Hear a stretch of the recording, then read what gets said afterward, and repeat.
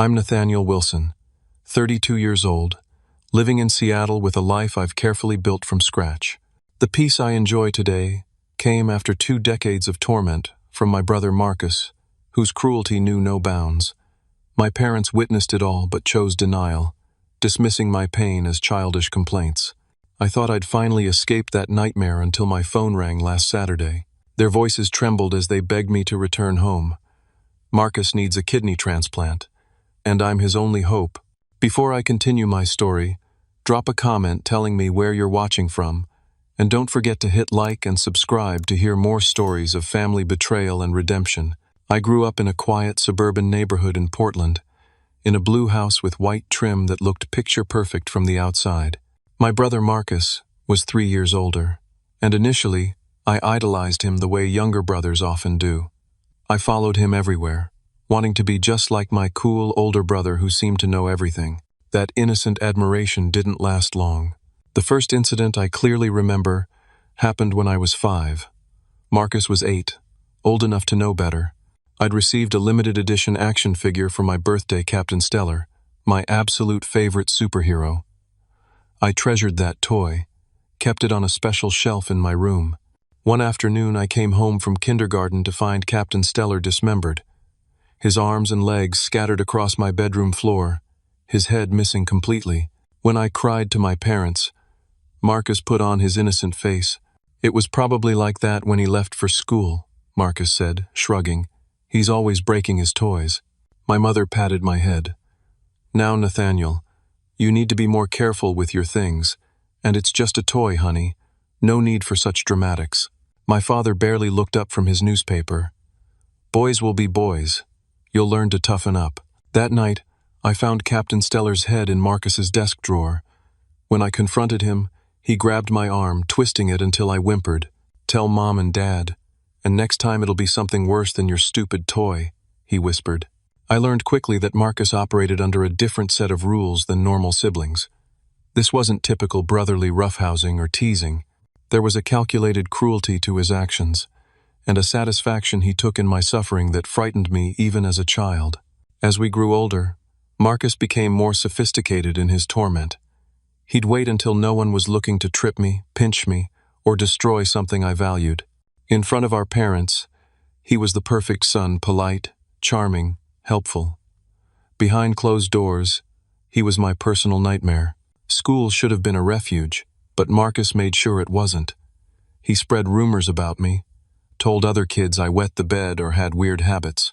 Being Marcus's weird little brother became my unwanted identity. I tried making friends, but Marcus would find ways to sabotage those relationships, either by intimidating other kids or by embarrassing me in front of them. My 4th grade teacher, Mrs. Norris, noticed something was wrong. She requested a parent-teacher conference and gently suggested that there might be some concerning dynamics between Marcus and me. My parents were indignant. "Marcus is an exemplary student and brother," my mother insisted. "Nathaniel has always been sensitive and prone to exaggeration. We're working on that with him." Mrs. Norris tried to press the issue, but my parents complained to the principal, and the matter was dropped. After that, I learned that even adults couldn't help me. I became quieter, kept my pain to myself, and tried to become invisible. Our family dynamics were crystal clear. Marcus was the golden child, athletic, charismatic, academically successful. I was the disappointment, too quiet, too sensitive, too everything that my parents didn't value. They'd attend all of Marcus's baseball games, cheering loudly from the stands, while my art show or science fair would get a cursory. "That's nice, honey," if they bothered to show up at all. When I was 10, I finally gathered the courage to stand up for myself. Marcus had taken my homework and replaced it with nonsense, causing me to get detention for not taking my assignments seriously. That evening, I confronted him at the dinner table. "Marcus stole my homework and replaced it with gibberish," I said, my voice shaking. "That's why I got detention today."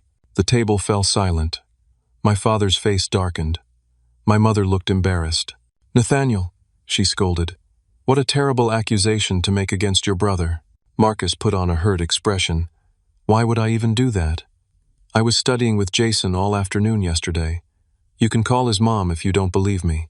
My father slammed his hand on the table. "I won't have this kind of jealousy in my house. Go to your room, Nathaniel. No dinner tonight, and you'll apologize to your brother in the morning." As I left the table, I caught Marcus's smirk. That night, he came to my room. "Next time," he said quietly, "remember who they'll always believe." I did remember, and I never publicly accused him again. Middle school brought new dimensions to Marcus's bullying. Now 14 to 16 years old, he'd developed a social savvy that made him popular and powerful. Meanwhile, I shuffled through the halls with my head down, trying to avoid notice. The physical bullying became more calculated. Marcus knew exactly how hard to hit to avoid leaving marks, where to shove me so I'd fall but wouldn't be able to prove it was deliberate. He'd wait until our parents were out of earshot to whisper threats or mockery, his timing impeccable. "Nobody actually likes you," he'd tell me casually while passing the salt at dinner. "They just feel sorry for you." Or he'd brush past me in the hallway at home. "I read your journal. Pathetic." I'd never kept a journal, but I spent hours searching my room, paranoid about what private thoughts he might have discovered. This psychological warfare extended to school.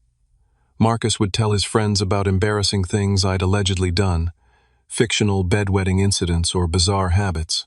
He'd hack into my email account and send strange messages to classmates. People began avoiding me, whispering as I passed. One particular incident stands out from 8th grade. I'd spent weeks working on a science fair project about renewable energy, building a small working wind turbine that could power a light bulb. The night before the fair, I left it in the garage where I'd been working. In the morning, it was destroyed. Wires cut, blades snapped, the base cracked. My mother found me crying over the pieces. "Oh, Nathaniel," she sighed. "You should have been more careful with where you left it. The garage is no place for delicate things." When I suggested Marcus might have done it, my father's patience snapped. "This blame game has got to stop." Marcus was at basketball practice until 9, then went straight to bed. I checked on him myself. "You need to take responsibility for your own carelessness." What they didn't know was that Marcus had mastered the art of sneaking out after they went to bed. I'd heard him many times, but saying so would only get me in more trouble for making things up. As high school began, the contrast between our lives grew starker. Marcus was student body president, star athlete, dating the prettiest girls. I was the awkward younger brother with few friends, known primarily for being too sensitive or odd. My anxiety and depression deepened. I developed insomnia, jumping at small noises, always anticipating the next attack. My grades suffered as I struggled to concentrate. When my parents received notices about my declining performance, they responded with disappointment rather than concern. "Your brother manages to get straight, as while juggling sports and student government," my father would say. "What's your excuse?" I found small sanctuaries.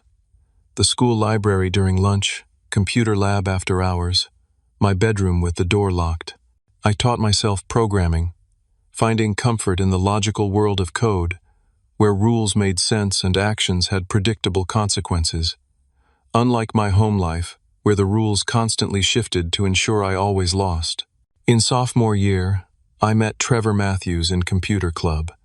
He was new to the school, hadn't yet absorbed the general opinion that I was someone to avoid. When Marcus tried his usual tactics, spreading rumors about me to Trevor, something unexpected happened. "Your brother's kind of a jerk, isn't he?"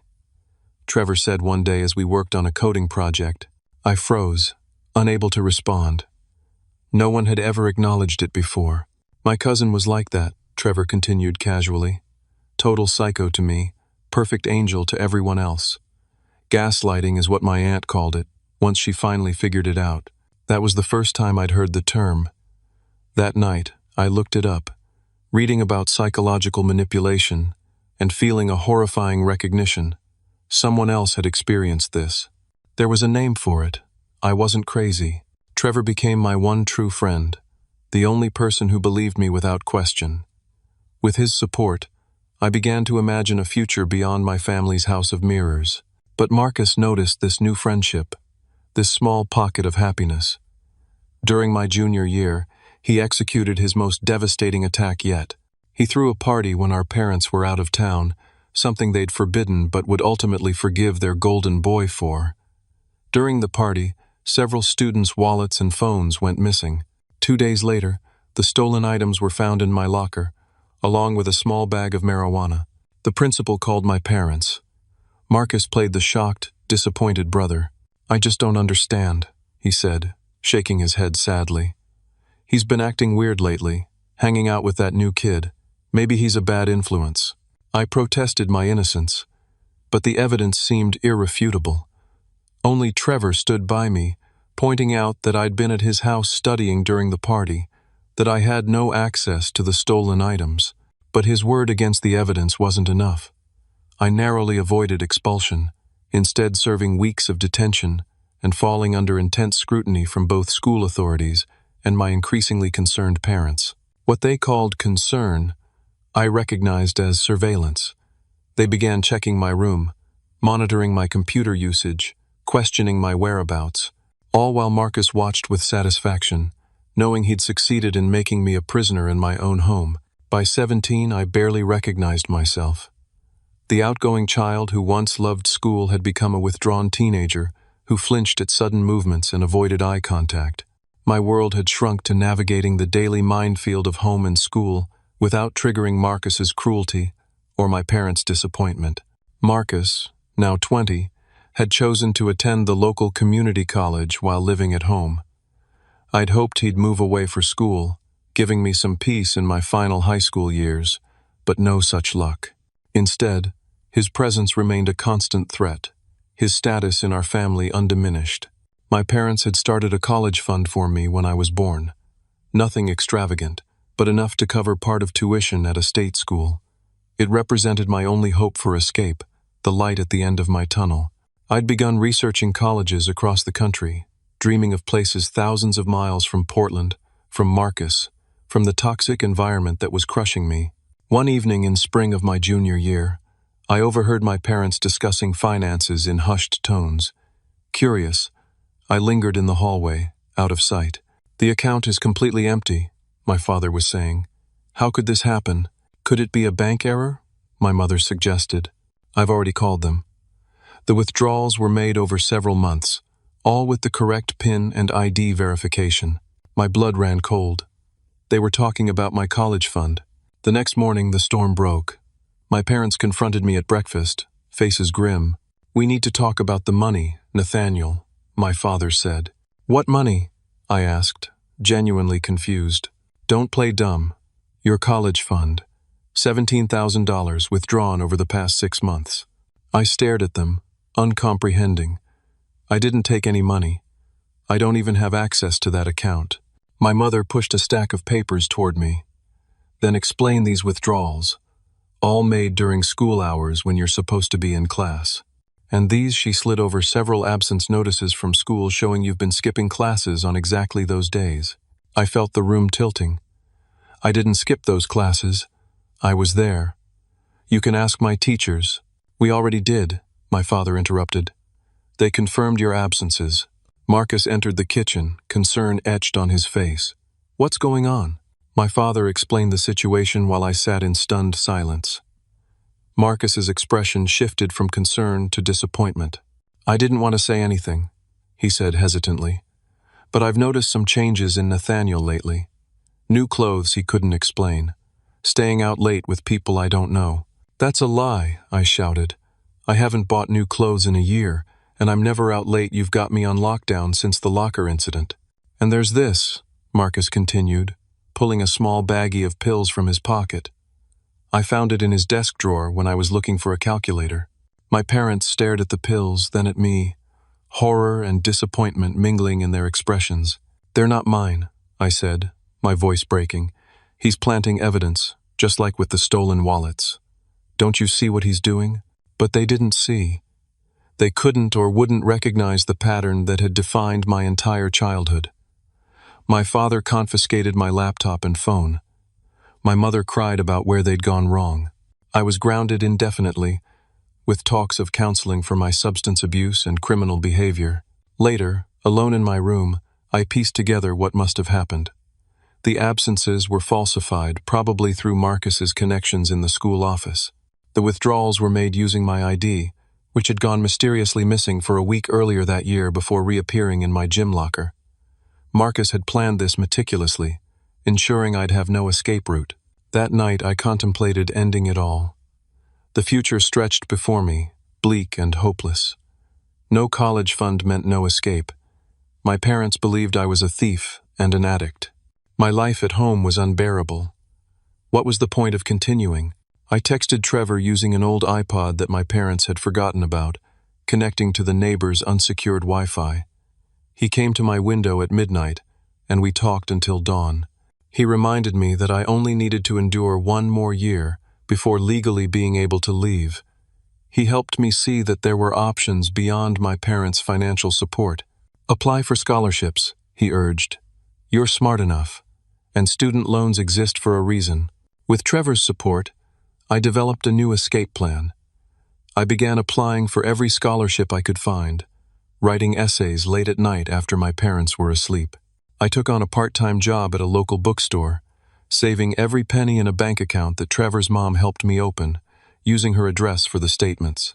By some miracle, or perhaps because my desperation translated into particularly compelling essays, I received a substantial scholarship to a university in Boston. It wouldn't cover everything, but combined with student loans and my secret savings, it made escape possible. When the acceptance and scholarship letter arrived, my parents' reaction was lukewarm at best. Boston is very expensive, my mother fretted, and so far away. The state university would be much more practical now that your college fund is gone. And how do we know you won't waste this opportunity too? My father added. Marcus, however, recognized the threat of my imminent escape. In the weeks leading up to my departure, items I needed for college began disappearing: my laptop charger, important documents, the winter clothes I'd need in Boston.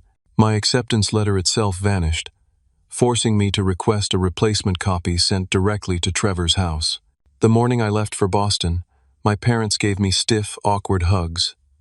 My mother handed me a small envelope with $200 for emergencies, while reminding me how disappointed they were in my past behavior. My father limited his advice to a stern warning about staying away from those types of people who'd led me astray before. Marcus didn't even come downstairs to say goodbye.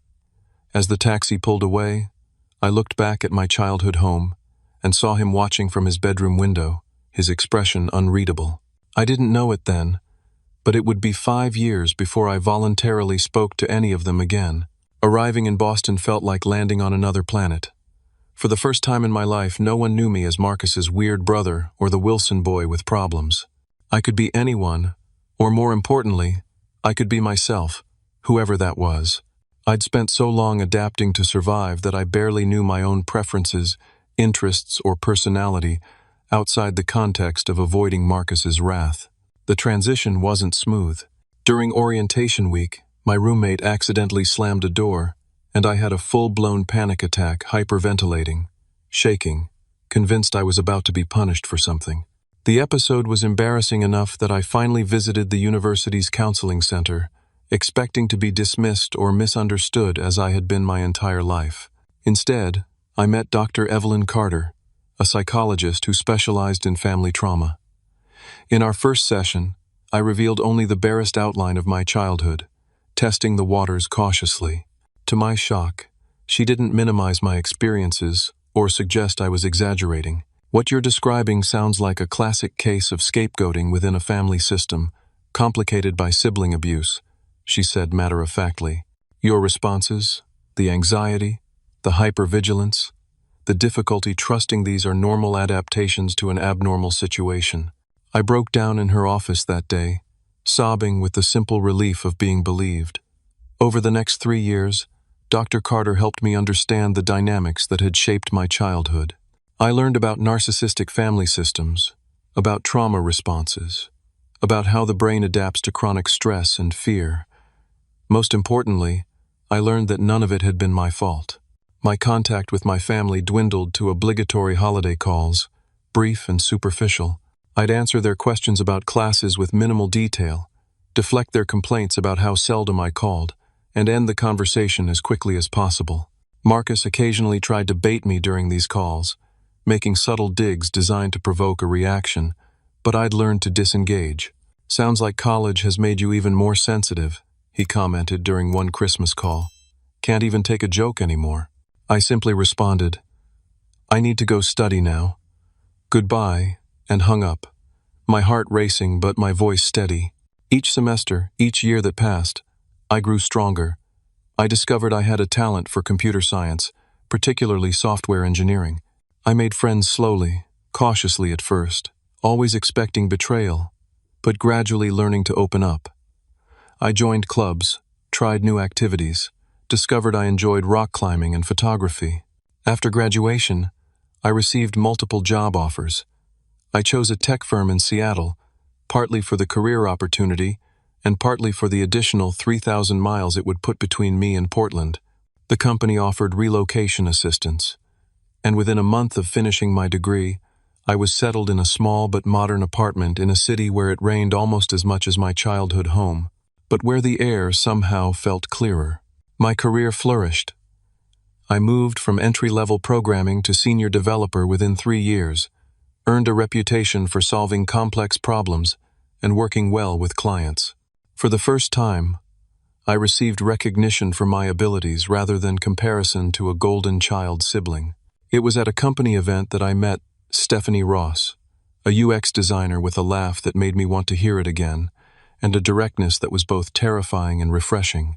Our first conversation lasted 3 hours, until we realized we were the last people at the restaurant and the staff was politely waiting for us to leave. Dating Stephanie was an education in normal relationship dynamics.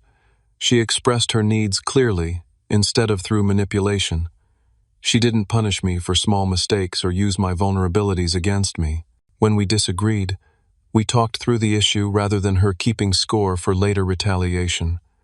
These basic aspects of healthy interaction were revelations to me. "You apologize a lot for things that aren't your fault," she observed one night, several months into our relationship. "Force of habit," I admitted. It was safer to assume everything was my fault. Instead of dismissing this as dramatic, she took my hand. That must have been exhausting. That simple validation, something my family had never offered, brought tears to my eyes. As our relationship deepened, I gradually shared more about my childhood. Stephanie listened without judgment, expressing appropriate anger on my behalf rather than suggesting I get over it or move on. When I worried I might have inherited toxic traits from my family, she helped me examine my behaviors objectively, reassuring me when my concerns were unfounded and gently helping me correct patterns that weren't healthy. "You're not your brother," she told me once, "and you're not doomed to repeat your parents' mistakes. You're conscious of these patterns, which means you can choose different ones." With Stephanie's support and continued therapy, I built the life I'd always dreamed of: meaningful work, genuine friendships, a loving relationship, and most precious of all, peace. The hypervigilance that had been my constant companion for 20 years gradually subsided. I slept through the night more often than not. I laughed easily and meant it. The evening I proposed to Stephanie, standing on a ferry with the Seattle skyline glittering behind us, I felt a sense of wonder that this life, this good, kind, ordinary life, was actually mine. When she said yes, I believed, perhaps for the first time, that I deserved happiness. We set a date for the following spring. I sent my parents a formal invitation out of obligation rather than desire for their presence. They responded with a terse acceptance and a request to bring Marcus and his new wife, Veronica. I agreed, assuming I could endure their company for one day given how much stronger I'd become. I truly believed I'd escaped the gravitational pull of my toxic family. I'd built an impenetrable fortress of distance, boundaries, and new relationships. I was safe. I was free. And then my phone rang on a peaceful Saturday morning in October, and my mother's voice, tight with panic and thick with tears, pulled me back into orbit. Stephanie and I were enjoying a lazy weekend morning. Rain pattered against the windows of our Seattle apartment, and the scent of coffee filled the kitchen. We'd been discussing honeymoon destinations, debating between the vineyards of Tuscany and the beaches of Bali. It was the kind of ordinary, happy moment that still sometimes caught me by surprise, this normal life I'd built so far from the chaos of my childhood. When my phone rang showing my parents' number, My first instinct was to ignore it. They rarely called outside our scheduled monthly check-ins, and those calls were brief and superficial by design. But something intuition, or perhaps lingering conditioning, made me answer. "Nathaniel." My mother's voice sounded strange, strained. "Thank God you picked up." "What's wrong?" I asked, immediately alert. "It's Marcus." She was crying now. "He's in the hospital. There was an accident." The details emerged in a disjointed rush. Marcus had been driving home from a party, intoxicated, and had crashed his car into a guardrail. He'd survived but suffered severe internal injuries. His kidneys had been damaged beyond repair. He needed a transplant. "The doctors tested your father and me," my mother explained, "but neither of us is compatible. You're his only hope, Nathaniel." Those words, "you're his only hope," sent ice through my veins. After years of therapy, I recognized the manipulation, the pressure, the implicit guilt trip, but recognition didn't make me immune to its effects. "We need you to come home," my father's voice now, having taken the phone from my mother. "Get tested to see if you're a match. He's your brother, Nathaniel." That final appeal, "He's your brother," was laden with unspoken accusations. The subtext was clear. Whatever grievances you think you have, however much you've distanced yourself, blood is blood. You owe him this. After promising to think about it and ending the call, I sat at the kitchen table, hands shaking so badly I couldn't hold my coffee mug. Memories flooded back. Marcus, destroying my things, framing me for theft, stealing my college fund, the years of gaslighting and torment. And underneath it all, my parents' persistent blindness, their unwavering defense of him at my expense. "You don't owe them anything," Stephanie said quietly, watching my face. "Not a visit, not a test, certainly not a kidney." I nodded, but the programmed guilt was already working its way through my system. My breathing became shallow, my chest tight. The panic attack built gradually at first, then crashed over me like a wave. Stephanie guided me through the grounding techniques Dr. Carter had taught me. 5 things I could see, 4 I could touch, 3 I could hear, 2 I could smell, 1 I could taste. The coffee, bitter on my tongue, the rain against the window, the soft fabric of the couch beneath my fingers. When the worst had passed, I called Trevor, who remained my closest friend despite the distance. He'd heard the family dynamics firsthand, had witnessed the aftermath of Marcus's cruelty throughout high school. "They haven't changed, Nate," he said, after I explained the situation. "They're using the same playbook they always have. Marcus in crisis. You expected to sacrifice. The only difference is the stakes are higher." But what if he dies because I refused? The question that had been circling my mind finally escaped. Trevor's response was measured. "What if he does? Would that be your fault? Or the result of his own choices and actions over many years? He chose to drive drunk. He chose to treat you cruelly your entire life. Your parents chose to enable his behavior and dismiss your pain. Are you responsible for the natural consequences of their choices?" I didn't have an answer, but the question itself helped create space around the suffocating sense of obligation I felt. Next, I called Dr. Carter, who had continued as my therapist via video sessions after I moved to Seattle. She listened to the situation without interruption, then offered her professional perspective. "This is a profound boundary challenge," she said. "After years of building healthy separation from your family's dysfunction, you're being asked to literally give a piece of your body to the person who caused you the most harm. There's no simple answer here, Nathaniel, but whatever you decide, it needs to come from your authentic self, not from guilt or obligation or fear." "How do I know what my authentic self wants?" I asked. "By taking time to listen to it, by not rushing into a decision from panic, by consulting your values rather than your conditioning." After our session, I sat alone on our small balcony, watching the Seattle skyline disappear into evening fog. The decision before me wasn't just about a medical procedure. It was about whether I would allow myself to be pulled back into a system that had nearly destroyed me, whether the boundaries I'd fought so hard to establish would crumble under the weight of crisis. That night, I told Stephanie I needed to call my parents back and establish terms for my involvement. "Whatever you decide," she said, "I'm with you. But promise me you won't let them erase everything you've built here." I promised, then dialed the number that still, after all these years, made my pulse quicken with anxiety. "I'll come to Portland," I told my mother, my voice steady despite my racing heart. "I'll get tested, but I need to be clear about something. This doesn't reset our relationship. This doesn't erase the past. If I'm a match, and if I decide to donate, it will be under conditions that I'll explain when I arrive." There was silence on the other end, then my father's voice, gruff with what might have been relief or resentment. "Just get here, Nathaniel. We can sort out the rest later." But I knew better than to leave things ambiguous with them. Ambiguity had always been weaponized against me. "No," I said firmly. "We begin as we mean to continue. My boundaries are non-negotiable. If you can't accept that, then I won't come at all." Another silence, longer this time. Then my mother, subdued. "We understand. Just please come soon. He doesn't have much time." As I hung up, I felt a strange mixture of dread and determination.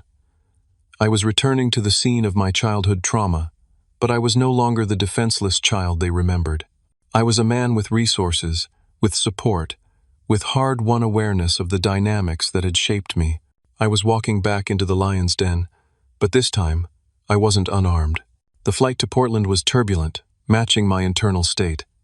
Stephanie had offered to come with me, but I'd asked her to wait. I needed to face my family alone first, to test my strength against their pull before exposing her to their dysfunction. As the plane descended through rain clouds, I watched the familiar landscape emerge: the winding Columbia River, the green hills, the downtown skyline. My stomach clenched with anxiety, muscle memory from years of walking on eggshells. I took deep breaths, reminding myself I had options now. I could leave any time. I had a return ticket, a job, a home, a fiancé who knew my worth even when I forgot it myself. My parents were waiting at the arrival gate, looking older than I remembered. My mother had new lines around her eyes, and my father's hair had gone completely gray. They approached me with awkward, tentative movements, as if unsure of the protocol for greeting a son they'd effectively lost years ago.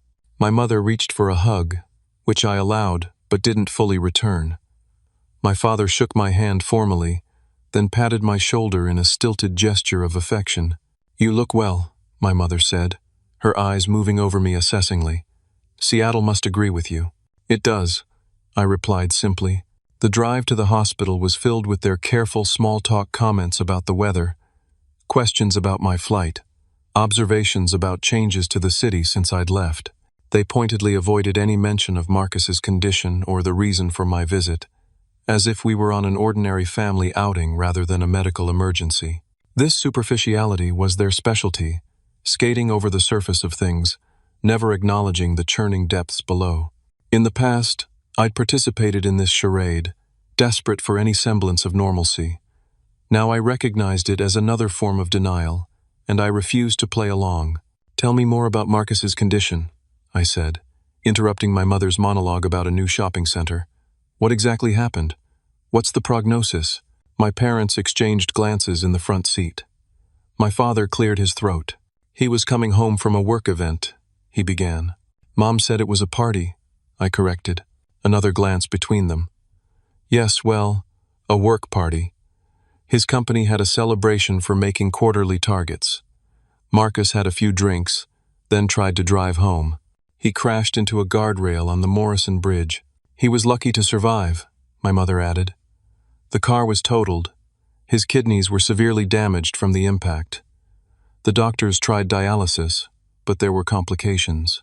They've made it clear that a transplant is the only viable long-term solution." The hospital was largely as I remembered it from a childhood tonsillectomy. The same antiseptic smell, the same fluorescent lighting that made everyone look sickly. We took the elevator to the 5th floor, where a sign indicated nephrology divided by transplant unit. Marcus's room was private, with monitors beeping steadily and IV lines running into his arm. He looked diminished somehow, his usual commanding presence reduced by hospital gown and medical apparatus. His wife Veronica sat beside the bed, flipping through a magazine. She looked up when we entered, her expression shifting from boredom to curiosity when she saw me. "You must be Nathaniel," she said, standing to offer her hand. "I've heard so much about you." I wondered exactly what she'd heard, and from whom. Had Marcus painted me as the troubled younger brother, the family disappointment, or had he told the truth about our childhood, admitting his role in my exile? Marcus stirred at the sound of voices, his eyes opening slowly.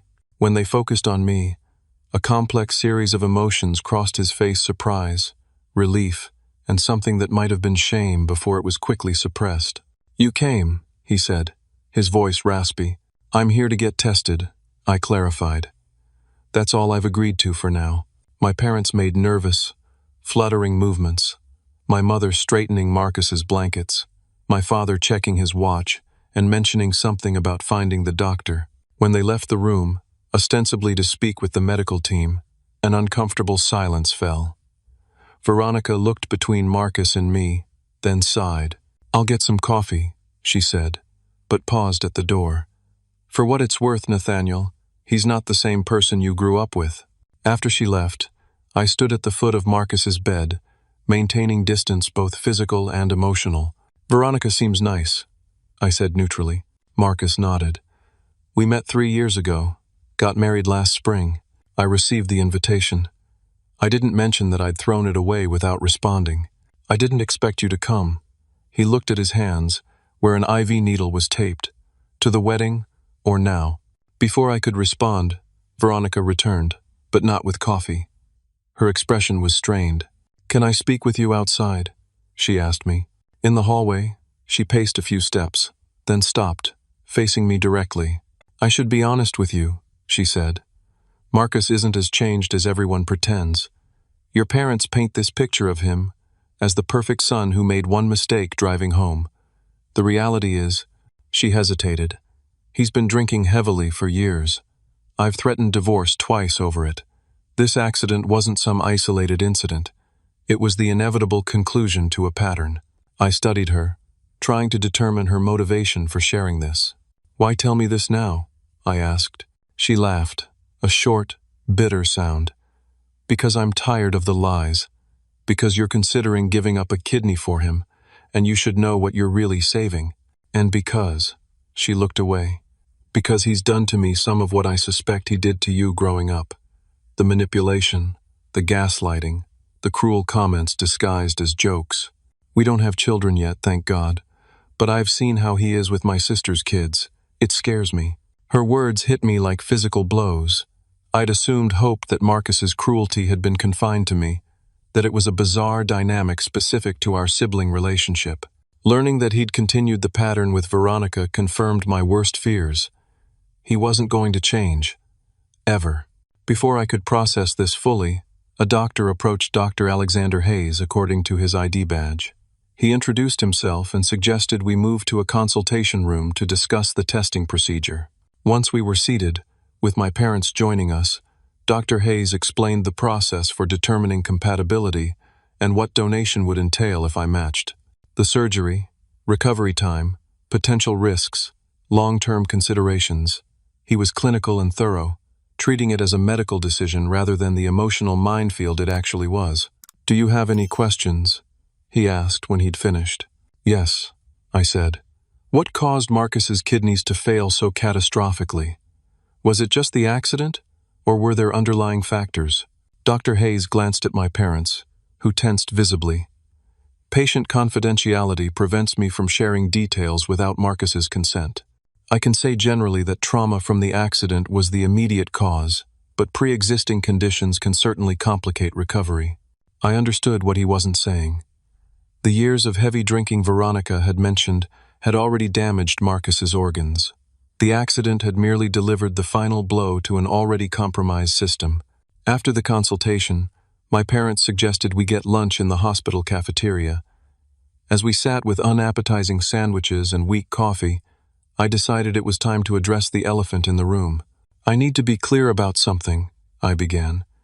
"I'm not here because I've forgotten or forgiven what happened when we lived under the same roof.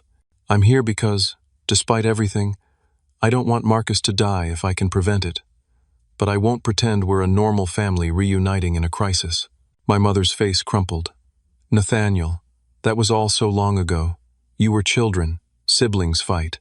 No, I interrupted, my voice firm but quiet. What happened between Marcus and me wasn't normal sibling rivalry. It was systematic abuse, and you both enabled it. My father's face darkened with the familiar expression that had once terrified me. That's a very serious accusation. It's not an accusation. It's a statement of fact. Marcus tormented me physically and psychologically for years. He destroyed my things, sabotaged my relationships, framed me for things I didn't do. And you two, I looked between them. You either didn't see it or chose not to. You always were sensitive, my mother said, her default dismissal. You took everything so personally. How should I have taken it when Marcus destroyed my science project, or when he stole my college fund and framed me for it? Was that just my sensitivity? My father leaned forward. We don't know for certain that Marcus took that money. Stop. My voice was quiet but so sharp that both of them fell silent. This is exactly the dynamic I'm talking about. Marcus does something cruel or destructive, I pointed out, and you deny, minimize, or blame me. It's been the pattern my entire life, and I see it hasn't changed at all. My mother began to cry softly. My father put his arm around her, glaring at me as if I were the villain in this scene. We didn't come here to dredge up ancient history, he said. We're here because your brother needs you. And I need something too, I replied. I need acknowledgement of what really happened in our family. I need accountability. Without that, there's no path forward for us, kidney or no kidney. I stood up, suddenly unable to remain at that table a moment longer. I'll complete the testing as promised, but my decision about donation will depend on whether you're willing to face the truth about our family. All of it. I walked away, their protests fading behind me. I found a quiet corner in the hospital lobby, my heart racing but my mind surprisingly clear. It was the first time I'd confronted them so directly about the past, and though their reaction was predictable, my own calm resolve was new. After composing myself, I returned to Marcus's room, finding him alone. Veronica had gone home to rest, and my parents were presumably still in the cafeteria recovering from our confrontation. They told me you'd be getting tested tomorrow morning, Marcus said as I entered. I nodded, taking the chair near his bed but not too near. Why? He asked. After everything, why would you even consider this? It was the first honest question he'd asked me in perhaps our entire lives. I'm still figuring that out, I answered truthfully. Marcus was silent for a long moment, staring at the ceiling. I wasn't sure you'd come. I told them not to call you. This surprised me. Why? He shifted uncomfortably. Because I knew what they'd do. The guilt trip, the emotional manipulation, the same shit they always pulled on you, making you the one responsible for fixing everything. It was such an accurate assessment of our family dynamic that I was momentarily speechless. And, he continued, not meeting my eyes, because I know I don't deserve your help. For a moment, I glimpsed something I'd never seen in my brother before, a flicker of genuine self-awareness. But just as quickly, it was replaced by the more familiar Marcus. But they insisted, he said, a hint of the old entitlement creeping back into his voice, said you were the only option left, and family is family, right? Despite our differences. Differences? I repeated incredulously. Is that what you call what you did to me for 18 years? Differences? His jaw tightened. I was a kid too, Nathaniel. Kids do stupid things. Kids tease each other. They get into fights. They don't engage in systematic psychological torture. They don't frame their siblings for theft or destroy their college opportunities. Always so dramatic, he muttered, and in that moment, he sounded exactly like our mother. Look, if you're going to help, help. If not, just go back to Seattle. Don't make this harder than it needs to be. I stood up, a wave of clarity washing over me. Nothing had changed. Not Marcus, not my parents, not the fundamental dysfunction that had driven me across the country twice over. I'll be at the testing center at 8 tomorrow, I said. After that, I'll decide what happens next. I left the room without looking back, my decision already crystallizing, though I wouldn't voice it until I'd had time to reflect fully. In the hospital corridor, I pulled out my phone and booked a hotel room. There was no way I could stay in my parents' house, surrounded by the echoes of old pain and fresh denial. As I walked toward the exit, I felt a strange lightness. I'd faced them all, Marcus. My mother, my father, and I'd stood my ground.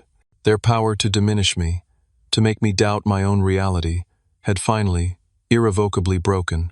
In my hotel room that evening, I stood at the window watching Portland's familiar rain streak against the glass. The city felt both intimately known and completely foreign, like a recurring dream suddenly experienced while awake. I called Stephanie first, describing the confrontations with my family, Veronica's revelations about Marcus, and the hollow feeling that had settled in my chest. I don't know what I expected, I admitted. Part of me hoped that a crisis this serious might have changed them, made them more reflective, more honest. But they're exactly the same. People rarely change unless they want to, Stephanie said gently. And wanting to change requires acknowledging there's something wrong in the first place. Her voice, steady and rational, anchored me. This was the difference between my past and present, having someone who stood firmly in my corner, who saw me clearly, and valued me consistently. Next, I called Dr. Carter, who had agreed to be available during this trip given its psychological significance. I feel like I'm being manipulated into a no-win situation, I told her.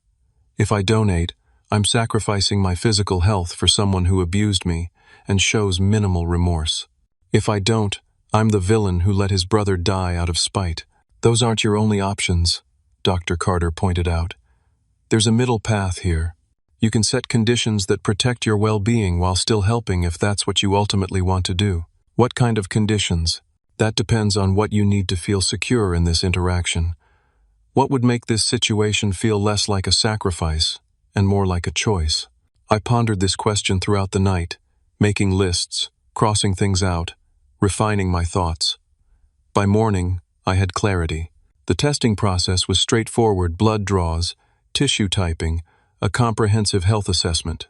The medical team was professional and non-judgmental, treating my potential donation as my choice rather than a foregone conclusion. After completing the tests, I requested a private meeting with my parents. We gathered in the same consultation room from the day before, the neutral territory of the hospital providing some emotional buffer. I want to be very clear about where we stand, I began. The test results will take a few days. If I'm a match and if I decide to donate, it will be under specific conditions. My mother started to protest, but my father placed a restraining hand on her arm. What conditions? He asked. I took a deep breath. First, acknowledgement. I need you both to recognize that what happened in our family wasn't normal sibling rivalry. Marcus abused me, systematically and deliberately, and you enabled it through denial and inaction. My mother's face hardened. Nathaniel, this isn't the time for— It's exactly the time, I interrupted. For years, I've carried this burden alone. I've worked through it in therapy, rebuilt my life despite it, but you've never had to face it. That ends now, I continued, my voice steady. Second, action. You both need professional help to understand your role in what happened. I want a commitment to family therapy with a specialist in dysfunctional family systems. Not just 1 or 2 sessions to appease me, but a genuine, ongoing commitment. My father's expression was unreadable. And third, boundaries. If I do this, it doesn't reset our relationship to some fantasy version where everything is forgiven and forgotten. It doesn't give any of you the right to make demands or expectations of me beyond this specific situation. My life in Seattle, my relationship with Stephanie, my limited contact with this family, all of that remains my choice. The silence that followed was heavy with decades of unspoken truths. My mother wiped tears from her cheeks, but her eyes held more anger than sadness. You're blackmailing us when your brother's life is at stake, she said. No, I replied calmly. I'm establishing the conditions under which I'm willing to help. You're free to refuse them. There are dialysis options, transplant lists, other medical avenues.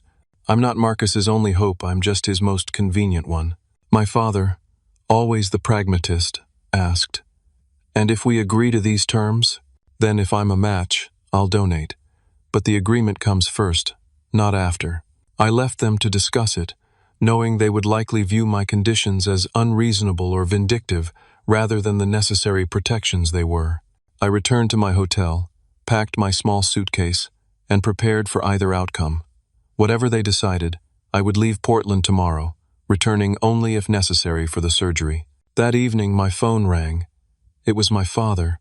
"We've discussed your requirements," he said, the word clearly distasteful to him. "Your mother and I are willing to try this therapy you're suggesting. Not because we agree with your characterization of the past, but because if that's what it takes to save Marcus, we'll do it." It wasn't the full acknowledgement I'd hoped for, but it was movement, however slight. "And the other conditions?" I pressed. A pause. "Yes, we understand the boundaries. This doesn't change everything overnight. Then if I'm a match, I'll do it." 3 days later, the call came. I was compatible. The surgery was scheduled for the following week, giving me time to return to Seattle briefly, to hold Stephanie, to center myself before the procedure. The day of the surgery, Stephanie flew down to be with me. My parents were awkward around her, unsure how to interact with this person who knew the unvarnished truth about them. The procedure itself was successful. My kidney was removed laparoscopically and transplanted into Marcus. The doctors were optimistic about his prognosis, assuming he made significant lifestyle changes primarily, never drinking alcohol again. During my recovery, Stephanie stayed by my side, fiercely protective, running interference with my family to ensure my boundaries remained intact. Marcus sent a handwritten note that simply said, "Thank you. I don't deserve it." It was perhaps the most honest communication we'd ever had. My parents did attend therapy, though I learned from their therapist, with my permission, that they struggled with accepting their role in the family dysfunction. My mother particularly resisted the idea that she had failed to protect me, finding it easier to believe I had been oversensitive than that she had been neglectful.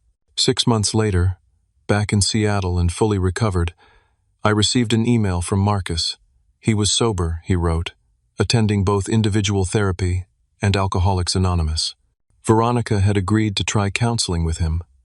He didn't ask for forgiveness or a relationship, just shared the information as a matter of record. I didn't respond immediately. When I did, weeks later, my message was brief. "I'm glad you're getting help. Take care of my kidney."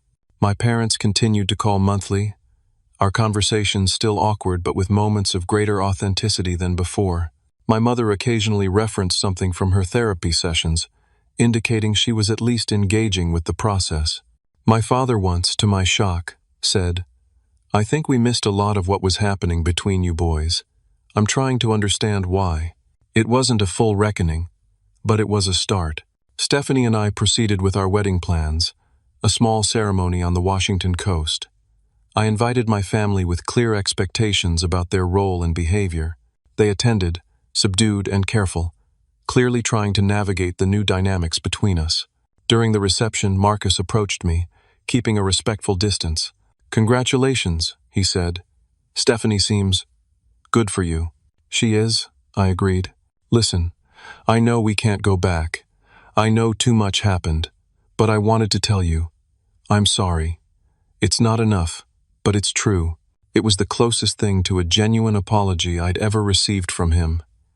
I nodded, unable to offer forgiveness yet, but acknowledging the effort. "Take care of yourself, Marcus," I said. "And like I said before, take care of my kidney." He almost smiled at that, then walked away, respecting the boundaries I'd established. Back in our Seattle home, now shared with Stephanie as my wife, I felt the final pieces of my healing journey click into place. I had faced my abuser and those who enabled him. I had set boundaries and enforced them. I had extended help without sacrificing my self-worth or safety. Most importantly, I had learned that family isn't just about blood or shared history. It's about respect, honesty, and mutual care. Stephanie was my family now. Trevor was family. The friends who supported me through this journey were family. And my blood relatives? They existed in a carefully managed space at the periphery of my life, their access to me contingent on their continued efforts toward change. I don't know if they'll ever fully understand or acknowledge the damage they caused, but I've realized that my healing isn't dependent on their recognition. My peace is mine to build and protect, regardless of their journey. If you've ever been the family scapegoat, the one whose truth was denied, whose pain was minimized, know this: you can escape, you can heal. You can build a life where you're valued and believed. And sometimes you can even find a way to help those who hurt you without sacrificing yourself in the process. What's your experience with family dynamics like these? Have you ever had to establish firm boundaries with toxic relatives? Drop a comment below and share your story. You never know who might need to hear exactly what you've been through. Don't forget to like and subscribe if this story resonated with you, and share it with someone who might be struggling with similar family issues. Thank you for listening, and remember, your truth matters, even when others refuse to see it.